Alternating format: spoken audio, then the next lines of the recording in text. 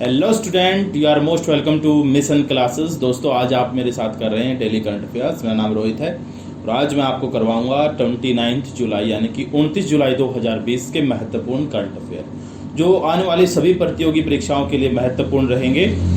और इस सेशन में हम करेंगे जो एसएससी है, रेलवे है, बैंक है, यूपीएससी, एचएसएससी या फिर पुलिस, राजस्थान, डीएसएसबी या स्टेट सीटेट, जो भी कम्पिटिटिव एग्जाम्स होते हैं सभी के लिए महत्वपूर्ण है।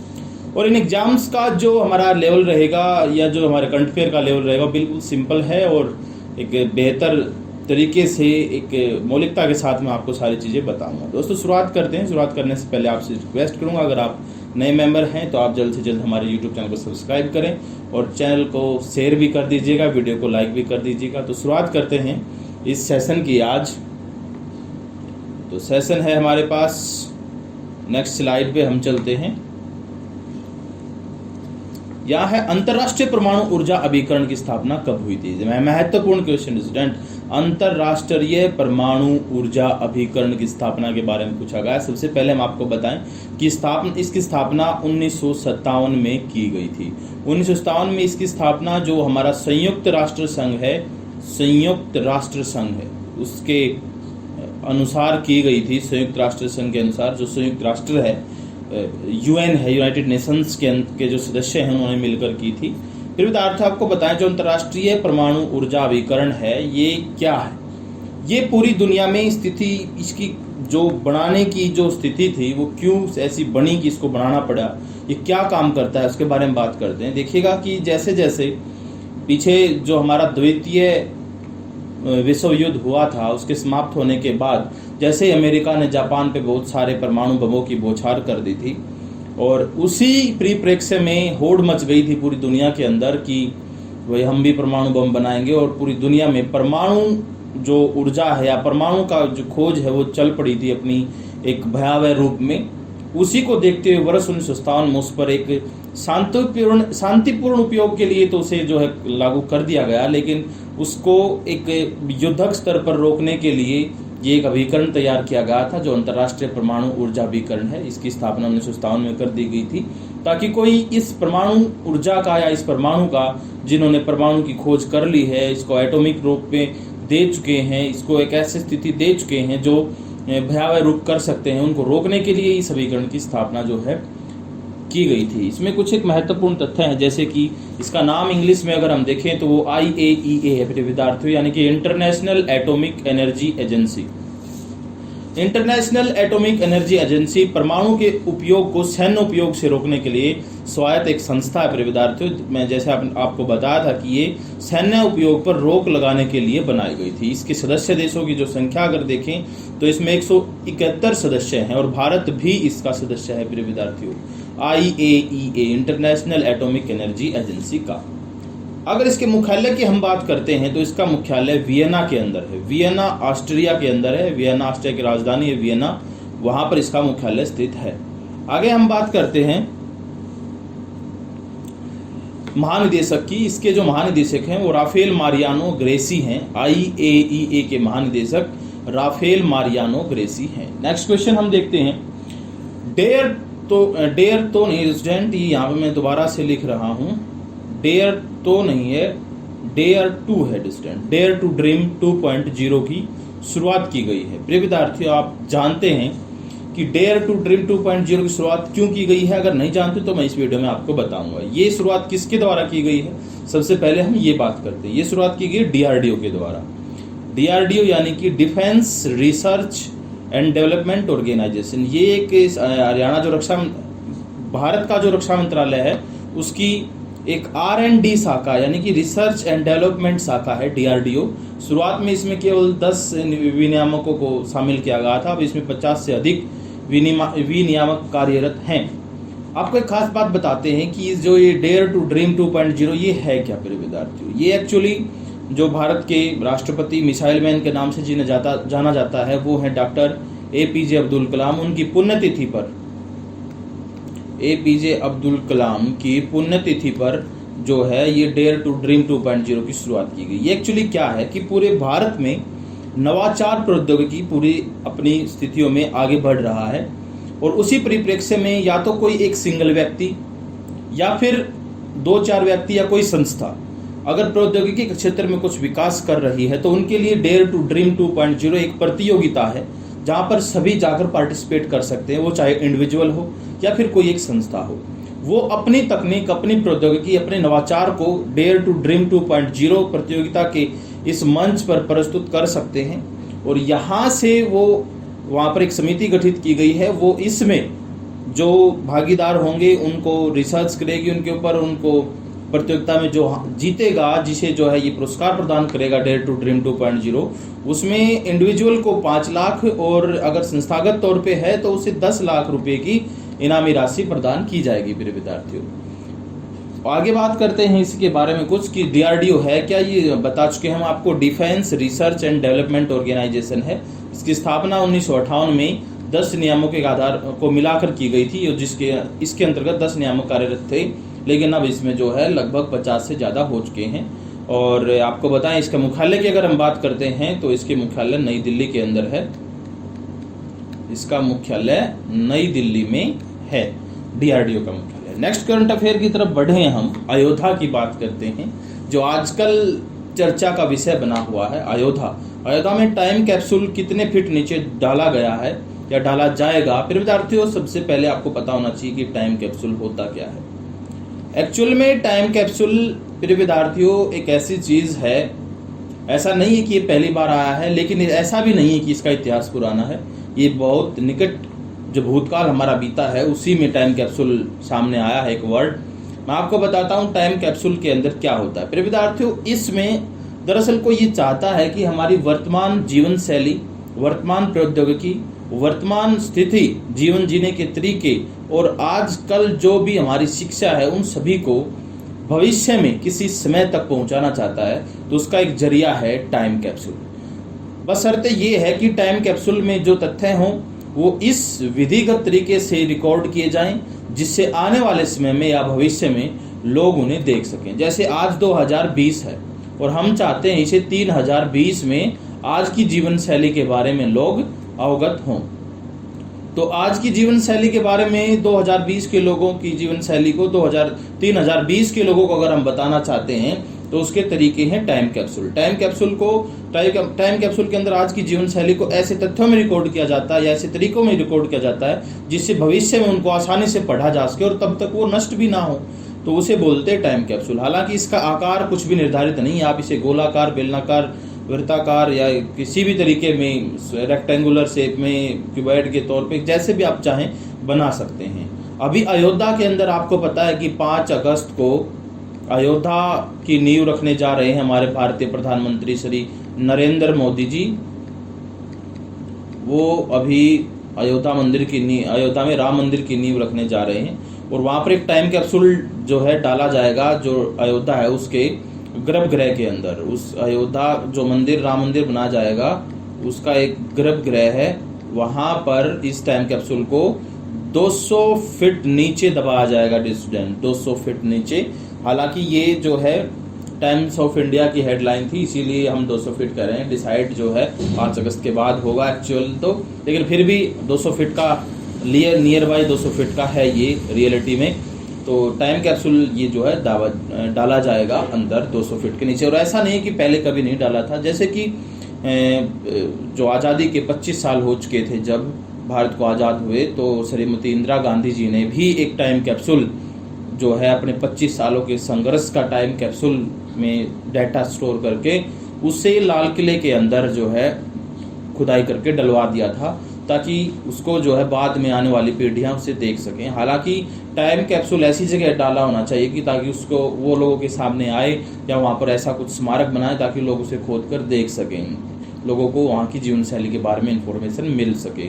तो ये चीज़ें लाल किले के अंदर जो है इंदिरा गांधी जी ने करवाई थी, लेकिन उसमें जो विषय डाले गए थे वो काफ़ी जो है सांसारिक दृष्टि से या सामाजिक दृष्टि से आलोचना के प्रतीक थे। तो उन्हें देखते हुए सरकार ने, मोरारजी देसाई की सरकार ने बाद में आकर उन्हें उस कैप्सूल को निकलवा दिया था। और ऐसे ही सन 2010 की अगर हम बात करते हैं तो भारतीय राष्ट्रपति प्रतिभा देवी सिंह पाटिल ने IIT कानपुर में भी एक ऐसा ही कैप्सूल डलवाया था, टाइम कैप्सूल। और भारतीय प्रधानमंत्री श्री नरेंद्र मोदी जब राजस्थान के इसके गुजरात के मुख्यमंत्री थे तो उन्होंने भी एक महात्मा मंदिर के अंदर टाइम कैप्सूल डलवाया था।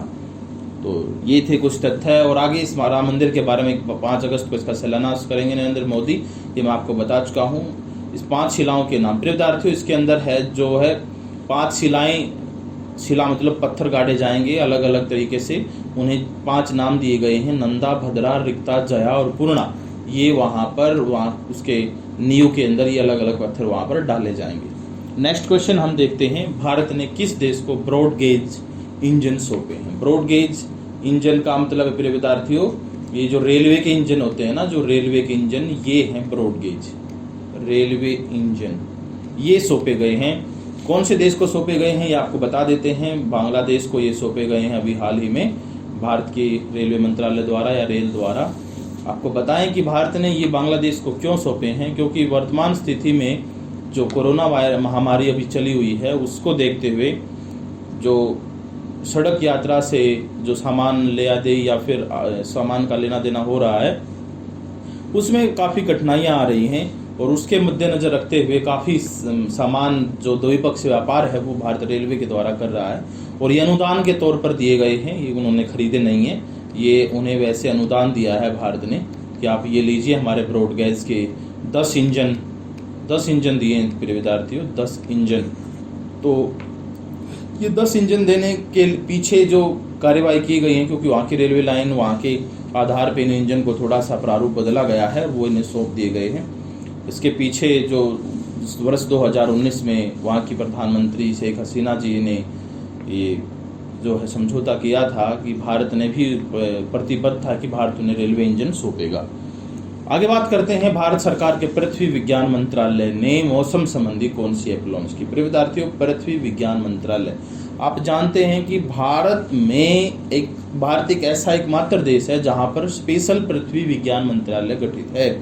इसने मौसम संबंधी ऐप लॉन्च की है। उसका नाम क्या है, पहले हम उसका नाम बता देते हैं आपको। उसका नाम है मौसम एप्लीकेशन लॉन्च की है। ये जो एप्लीकेशन है ये पूर्वानुमान, चेतावनी और पिछले 10 दिन या अगले 10 दिन के बारे में संपूर्ण जानकारी प्राप्त कराएगी। ये रडार से संबंधित और नक्शे प्रस्तुत करेगी, जिसमें आप भविष्य के 5 दिन या 10 दिन का डेटा के बारे में जानकारी प्राप्त कर सकते हैं। और इसमें अलग अलग कलर की एप्लीकेशन है। जैसे ही यहाँ पर इधर उधर कहीं पर मौसम खराब होने की चेतावनियाँ होंगी, जिस लेवल की होंगी, वैसे इसका कलर चेंज होता चला जाएगा। उस आधार पर ये एप्लीकेशन लॉन्च की गई है। आपको बताएं पृथ्वी विज्ञान मंत्रालय के बारे में। पृथ्वी विज्ञान मंत्रालय का गठन जो है वो 2006 के अंदर हुआ था। भारतीय मौसम विभाग, राष्ट्रीय माध्यम रेंज मौसम पूर्वानुमान केंद्र, भारतीय ट्रॉपिकल मेट्रियोलॉजी संस्थान, पृथ्वी जोखिम मूल्यांकन केंद्र एवं समुद्र विकास मंत्रालय के विलय के साथ इन सभी को विलय करके एक मंत्रालय बना दिया गया था, पृथ्वी विज्ञान मंत्रालय, जो पृथ्वी के जो मौसम है या उसके उच्चावच क्षेत्र हैं उन सभी को ध्यान में रखते हुए कार्यवाही कर रहा है। और इसके तहत अनेक बड़े बड़े कॉलेजेस और अनेक मतलब संपूर्ण मंत्रालय कार्यरत है।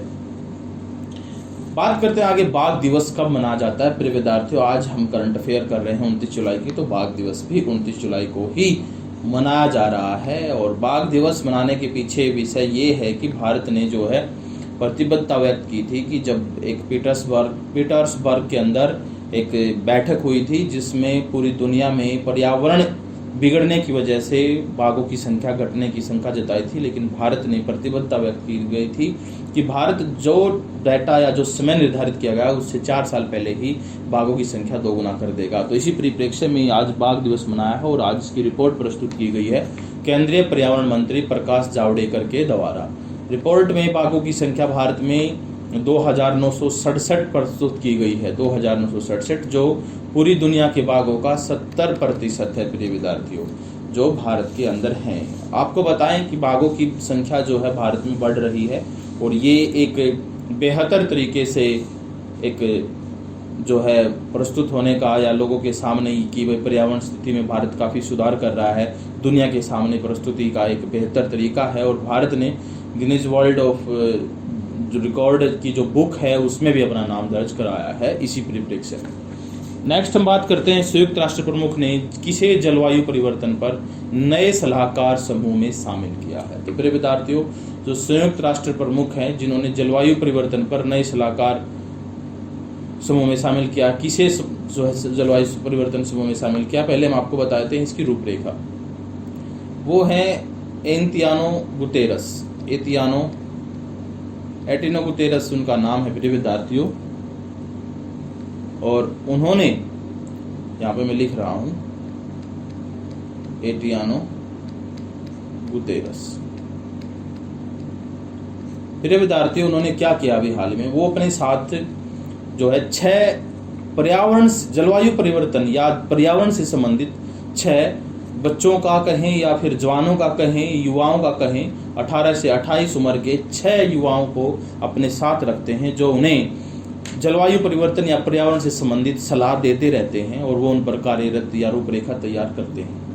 एंटियानो गुतेरस जो संयुक्त राष्ट्र के प्रमुख हैं, संयुक्त राष्ट्र यानी यूनाइटेड नेशंस जो हैं उसके प्रमुख हैं, उन्होंने भारत से अभी हाल ही में लिया है अर्चना सोरेंग को उन्होंने अपने साथ इस समूह में, भारतीय मूल की हैं, ये भारतीय मूल की नहीं भारतीय ही हैं, और इन्होंने जो है इसे उन 6 बच्चों में शामिल किया, उन 6 युवाओं में शामिल किया है जो उन्हें जो है इसके बारे में, जलवायु परिवर्तन के बारे में सलाह देते रहेंगे।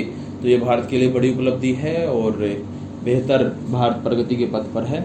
आगे हम बात करते हैं मलेशिया के किस पूर्व प्रधानमंत्री को अदालत ने दोषी करार दिया। प्रिय विद्यार्थियों, मलेशिया के प्रधानमंत्री कौन है जिन्हें अदालत ने दोषी करार दिया है, वो है, उनका नाम बता देते हैं आपको, नजीब रज्जाक। आपको एक खास बात बताते हैं, नजीब रज्जाक जो है अब भी वहां पर मलेशिया में इन्हीं की सरकार चल रही है, लेकिन अब ये वहां पर प्रधानमंत्री नहीं है।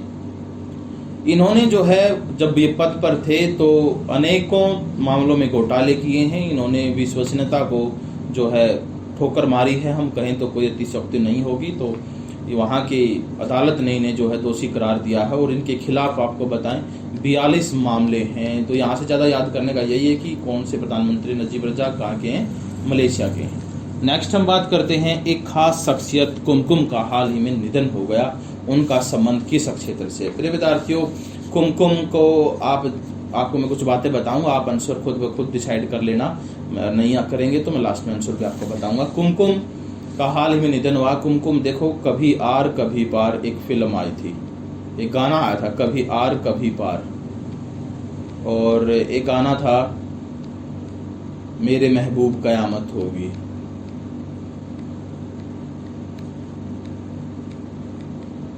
तो प्रिय विद्यार्थियों, इन 2 गानों में महत्वपूर्ण रोल अदा किया था कुमकुम ने। तो आप समझ गए होंगे कि इनका क्षेत्र अभिनय है, इनका भी हाल ही में निधन हो गया है। बहुत सारे फिल्मों में इन्होंने जो है काम किया है। तो बिहार के शेखपुरा जिले के हुसैनाबाद से ये थी, बिहार की से संबंध रखती हैं, बिहार के शेखपुरा जिले के हुसैनाबाद से ये थी। नेक्स्ट हम बात करते हैं पेसर स्टुअर्ट की।